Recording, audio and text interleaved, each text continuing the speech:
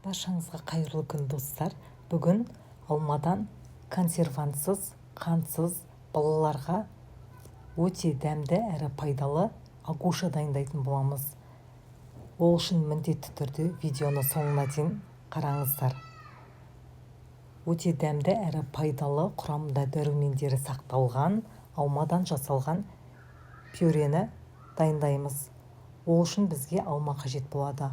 Алманы жақсылап жуып, оны бөліктерге бөлеміз. Және де қайнап тұрған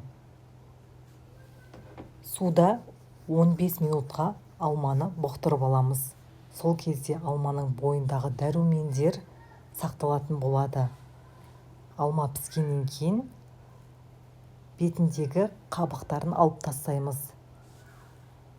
Және де блендердің көмегімен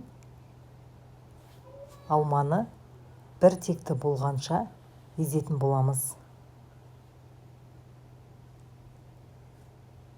Міне біздің өте жеңіл әрі пайдалы, балаларыңызға міндетті түрде ұнайтын агушамыз дайын болды. Үй жағдайында балаларыңызға жасап берсеңіздер болады. Менің арнама тіркелуді ұмытпаңыздар. Алдағы уақытта пайдалы әрі дәмді рецептпен бөлісетін боламын. Сау болыңыздар.